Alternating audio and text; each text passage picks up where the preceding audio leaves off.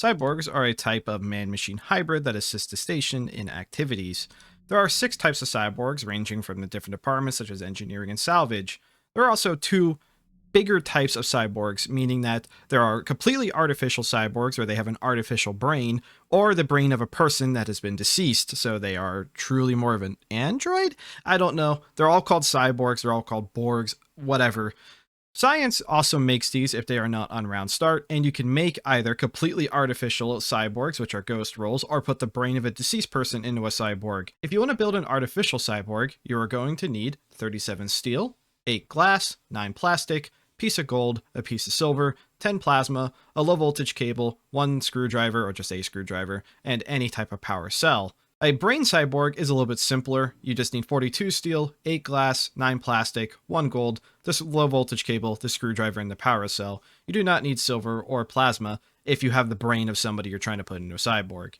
All of this is done in an exosuit fabricator, so depending on whichever cyborg you're making, it's practically the same materials, and science is usually going to have access to all of these at the same time anyway, so it's usually not hard to make these. So we're just going to put all the materials in the exosuit fabricator. You can use a Robotech Deluxe for some extra parts like the flashes and the low voltage cables, but we're only going to be taking the screwdriver and the low voltage cable out of here. We'll be printing the flashes manually because those normally go quick anyway. So in the exosuit fabricator, there is not many options on round start, which thankfully makes it less confusing. To make an entire cyborg though, you need the endoskeleton, the head, the left arm, the left leg, the right arm, the right leg, the torso, 2 flashes, and this is where the parts diverge.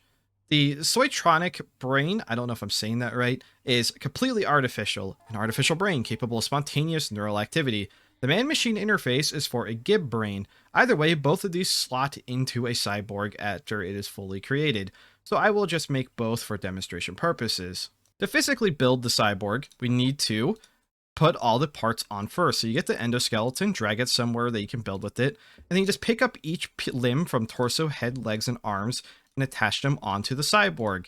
Once it is fully assembled, you'll shift click it and it'll say add a low voltage cable. There is no physical difference to the sprite on the low voltage cable, but it'll keep instructing you. You need to add 2 flashes, and finally, you need to screwdriver it, and this will finish the Borg. This is just a husk though. There are no modules in it, there's no one in it, and a ghost cannot take over it. At this point, if you wanted a ghost to take over it, you would take your artificial brain, put it in your hands and press Z, and it'll say beginning synthetic neuron whatever, and this will essentially allow a ghost to take it over. If a ghost takes it over, it will turn blue, and they'll be able to speak to you. If an unfortunate soul has had their brain ripped out of their body, or has been deemed irrecoverable by somebody like medical, I would highly recommend that a medical personnel clears this first before you do this. You can gib a body with 400 blunt damage to get the brain out of it. Then the brain can be put onto the man-machine interface, and this will allow the player to immediately start talking to you from that man-machine interface. At this point, to finish a cyborg, all you have to do is open it with the screwdriver. Well, you unlock it first by alt-clicking it, open it with the screwdriver, and then slot in either one of these.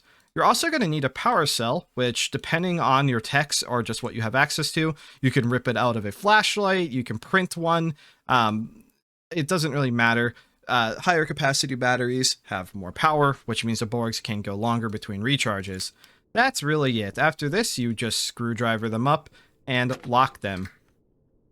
I say this is it. This is not really the end of the cyborgs. However, now we need to discuss modules, because this cyborg, yes, it can be controlled, but it can't do anything. It is up to the cyborg player to decide what type of cyborg they want to be. However, in the beginning, without any research, the only thing you have access to is generic modules, which are these gray modules, such as the Tool Cyborg module. This can be slotted in any cyborg module except an undecided cyborg. So if I swap over the player real quick, you get this UI that tells you what type of chassis you want. And this is pretty easy to understand. If you want to be a janitor bot, you help clean the station. If you want to be generic, you can be generic. So I'll just pick engineering, for example. So now I am an engineering cyborg, That means I can only accept engineering modules and generic modules. And at this point, for example, the engineering cyborg actually comes with a tool cyborg module, so I don't have any reason to install it. They also come with other pre-installed modules that you may not even have access to at first. They come with a bunch of different materials that they could build with. They come with an experimental RCD. They come with a bunch of cables. This has reduced the need for module creating a lot as a scientist. So really, to install new modules on somebody, you just double check your research to make sure it's the right color module. So think medical type modules go in a medical cyborg, salvage style modules go in a salvage borg. So like this advanced treatment cyborg module could not be installed in me because I am not a Borg that takes that type. You typically wait for cyborgs to come up to you and ask what type of modules they want. If they can even take any or want any extra. Like fire extinguisher is pretty common for, especially for salvagers, because they don't actually start with that one, but they can use that to get through space. Whatever the case may be, this is how cyborgs are made. It is rather simple. Well, it's simple to understand. It's simple in concept, but can be complicated depending on asks. Now to close off the video, what makes a cyborg special? Cyborgs are beholden to their laws. The default laws of the game are you may not injure a crew member or through an action allow a crew member to come to harm. You must obey orders given you by crew members except when such orders conflict with the first law, and you must protect your own existence as long as it does not conflict with the first or second law. This is what makes cyborgs a high skill ceiling role to play. You are not only role-playing as a character, you are now forced to role-play within confines as these laws. Breaking these laws is usually a server, like you're breaking server rules if you break these laws, and I would only recommend you play a cyborg once you have a thorough understanding of your server culture and their server rules. Other things worth mentioning of cyborgs, they have 100 health to crit, 300 health to die, so they actually have 200 health buffer in critical. However, once they die though, their brain will pop out and you'll have to rebuild them a body entirely. If a cyborg has only taken surface level damage and is not completely destroyed, you just need some form of welding protection and a welder in order to fix them. You technically don't need the welding protection, but I would probably recommend you do that. To fix a cyborg, which they will ask you for repairs consistently, you just take a welder out, press C to turn it on, left click the cyborg, and that will repair it. I could go more in depth with things regarding cyborgs, but this is really just an introduction to cyborgs. There's obviously a lot more going on with them than just what's in this video, but this is really a basic explanation of cyborgs. They're man-made, or, well, they're all man-made, or technically there's some around start. Little AI slash somewhat human assistants that are controlled by players. They can have complex laws. They aren't always your friend. For example, if a syndicate agent decides that they want to take one over, they can use their object known as a cryptographic sequencer to hack them to make them obey you. They have to be completely unlocked to do this, but once you zap them, your laws will change. You are now an antagonist if you're zapped in this form, and you have a new law. Only the person who zapped you is a crew member, and you must maintain the secrecy of any orders given by members of the crew, which the crew is that person and whoever they designate. So you are not to talk about your laws of being corrupted. You are to do whatever the person who emagged you says. There are also events in the game referred to as ion storms, and these could give you random laws.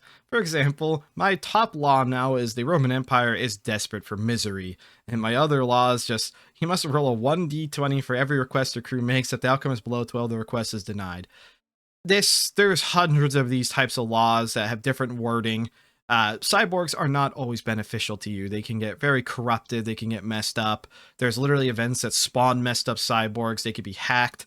So they originally start with good intentions to helping you out. They're your little assistants, but they can become nefarious very quickly, or just so literally glitched with their laws that they become bricked and can't do anything useful. They might become harmful. They might become useless, whatever the case may be. Learning how cyborgs work in-game is recommended at this point.